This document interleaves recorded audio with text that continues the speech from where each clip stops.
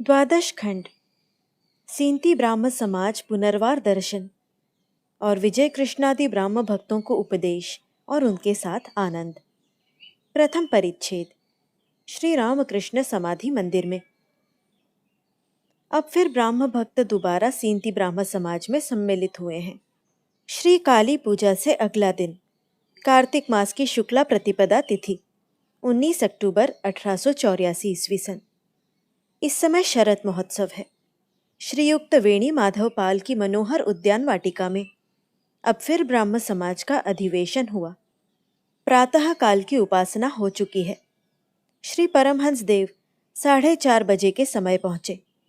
उनकी गाड़ी आकर बाग के मध्य में खड़ी हुई। उसी समय दल के दल भक्त आकर उन्हें मंडलाकार घेरने लगे। पहले कमरे में समाज की वेदी बनाई गई है। सामने दालान है। उसी दालान में ठाकुर बैठ गए। झटपट भक्तगण उन्हें चारों ओर से घेर कर बैठ गए। विजय, त्रैलोक्य और अनेक ब्राह्म भक्त उपस्थित हैं। उनमें ब्राह्म समाज का भूतपूर्व सदस्य एक सब जज भी है।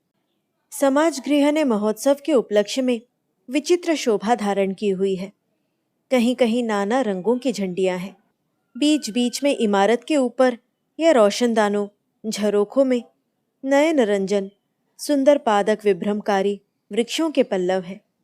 सामने पूर्व परिचित उसी सरोवर के स्वच्छ जल में शरद सुनील नभमंडल प्रतिबिंबित हो रहा है। बाग के सुर्खी वाले लाल लाल पथ के दोनों ओर वही पूर्व परिचित फल फूलों की वृक्ष पंक्तियां हैं। आज ठाकुर के श्रीमुख निःसृत वही वेद ध्वनि भक्तगण फिर सुनेंगे, जो ध्वनि आर्य ऋषियों के मुख से वेद के रूप में एक समय निकली थी। जो ध्वनि और एक बार नर रूपधारी परम सन्यासी ब्रह्मगत प्राण जीव के दुख से कातर भक्तवत्सल भक्तावतार हरि प्रेम विह्वल ईसा के मुख से उनके 12 शिष्यों निरक्षर मच्छियारों ने सुनी थी। जो ध्वनि पुण्य क्षेत्र कुरुक्षेत्र में भगवान श्री कृष्ण के मुख से श्रीमद् भगवद गीता के रूप में एक समय निकली थी। सारथी वेशधारी मानव रूप सच्चिदानंद गुरु के मुख से मेघ गंभीर ध्वनि के बीच विनय नम्र व्याकुल गुड़ाकेश कौंतेय ने जिस कथामृत का पान किया था। कविं पुराणमनुशासितारम् अणोरणीयां समनुस्मरेद्यः सर्वस्य धातारमचिन्त्य रूपम् आदित्यवर्णं तमसः परस्तात् प्रयाणकाले मनसाचलेन भक्त्या युक्तो योगबलेन चैव भ्रुवोर्मध्ये प्राणमावेश्य सम्यक् सतं परं पुरुषमुपैति दिव्यम्। यदक्षरं वेदविदो वदन्ति विशन्ति यद्यतयो वीतरागाः यदिच्छन्तो ब्रह्मचर्यं चरन्ति तत्ते पदं संग्रहेण प्रवक्ष्ये। गीता अध्याय 8 श्लोक 9, 10, 11। ठाकुर श्री रामकृष्ण ने आसन ग्रहण करके समाज की सुंदर बनी हुई वेदी को देखते ही नतशिर होकर प्रणाम किया। वेदी से श्री भगवान की बात होती है। तभी वे देख रहे हैं कि वेदी क्षेत्र पुण्य क्षेत्र है। देख रहे हैं यहाँ पर अच्युत की बात होती है। तभी सर्व तीर्थों का समागम हुआ है। अदालत गृह को देखने से जैसे मुकद्दमे की याद आती है और जज का स्मरण हो आता है, इसी प्रकार इस हरि कथा के स्थान को देखकर उस भगवान का उद्दीपन हुआ है। श्रीयुक्त त्रैलोक्य गाना गाते हैं। श्री रामकृष्ण ने कहा, हाँ जी, तुम्हारा वह गाना बहुत सुंदर है। दे माँ पागल करे, उसी को गाओ ना। वे गाते हैं। भावार्थ। ब्रह्ममयी माँ, मुझे पागल कर दो। ज्ञान विचार का अब और काम नहीं। अपने प्रेम की सुरा में मतवाला बना दो। अरे माँ, भक्त के चित्त को हरने वाली माँ, मुझे प्रेम सागर में डुबो दो। तुम्हारे इस पागलों के जेल खाने में कोई हंसता है, कोई रोता है, कोई आनंद में गदगद होकर नाचता है। श्री ईसा, श्री मूसा, श्री चैतन्य, ओ माँ, प्रेम से भरकर अचैतन्य है। हाय, तुम्हारे में मिलकर मैं कब धन्य होऊंगा। स्वर्ग में पागलों का मेला लगा हुआ है। जैसा गुरु है वैसे ही चेले हैं। प्रेम का खेल कौन समझ सकता है। ओ माता, तुम प्रेम में उन्मादिनी हो, पागलों की शिरोमणि हो। हे माँ, मुझ कंगाल प्रेमदास को प्रेम धन से धनवान बना दो।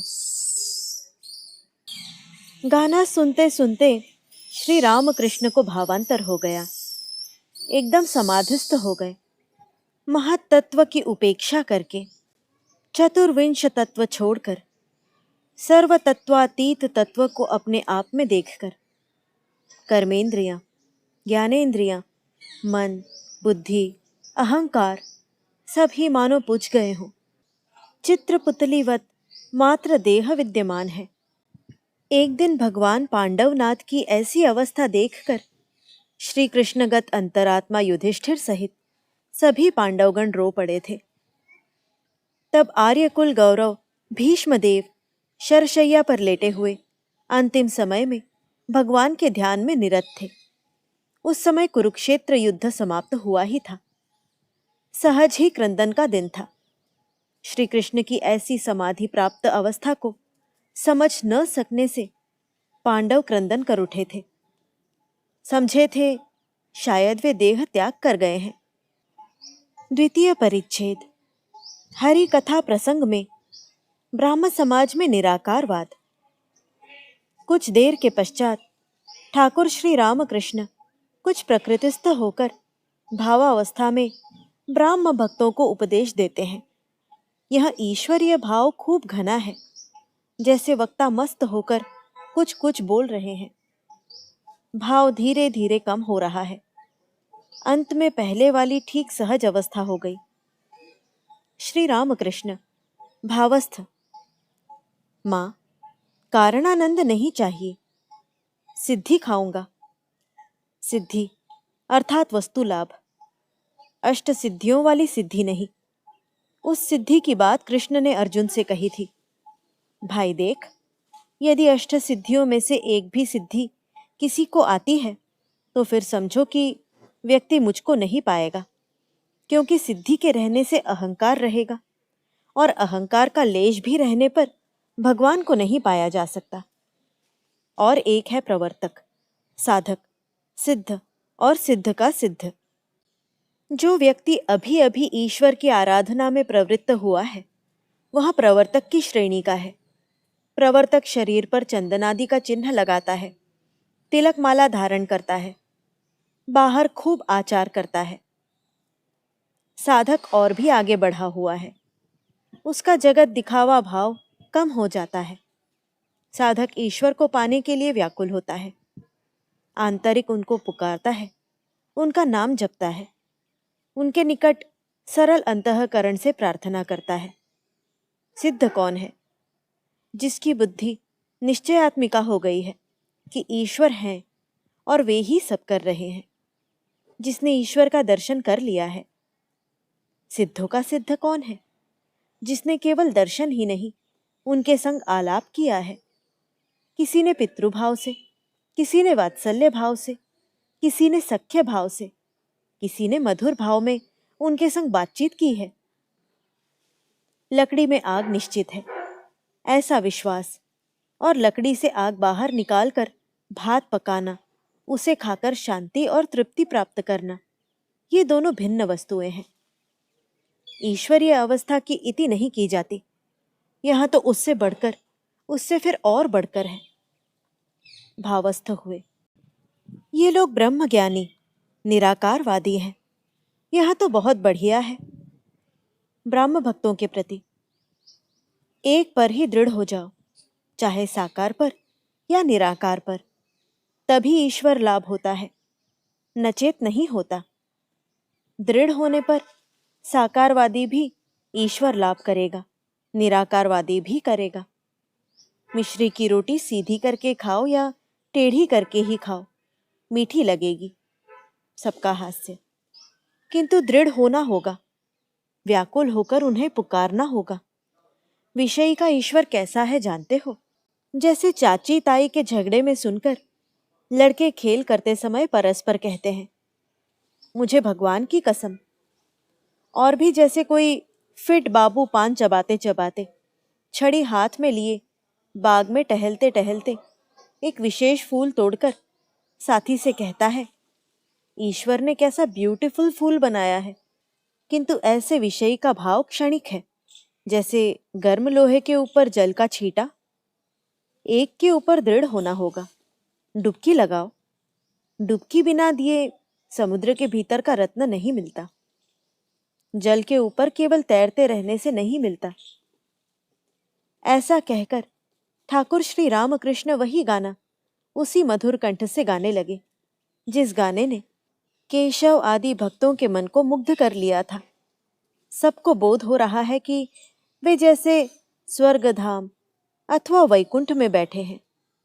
भावार्थ, अरे मेरे मन, प्रभु के रूप सागर में डूब जा। खूब तल में जाकर पाताल को खोज, तो तुझे प्रेम धन मिलेगा। खोज तो, खोजने पर तुझे हृदय में ही वृंदावन मिलेगा। ज्ञान की बत्ती जला तो सही, वहां फिर तेरे हृदय में हर क्षण जलती ही रहेगी। चला तो नाव को सूखे में ही चला ले, ऐसे भला फिर कौन चला सकता है। कुबीर कहते हैं, सुन ले मेरे भाई सुन, श्री गुरु हरि के चरण का ध्यान कर। तृतीय परिच्छेद, ब्राह्म भक्त संघ, ब्राह्म समाज और ईश्वर का ऐश्वर्य वर्णन। श्री रामकृष्ण। डुबकी लगाओ, ईश्वर को प्यार करना सीखो, उनके प्रेम में मग्न हो जाओ। देखो, तुम्हारी उपासना सुनी है, किंतु तुम्हारे ब्राह्म समाज में ईश्वर के ऐश्वर्य का इतना वर्णन क्यों करते हैं? हे ईश्वर, तुमने आकाश बनाया है, बड़े बड़े समुद्र बनाए हैं, चंद्रलोक, सूर्यलोक, नक्षत्रलोक इत्यादि बनाए हैं। ऐसी बातों का हमें इतना क्या प्रयोजन?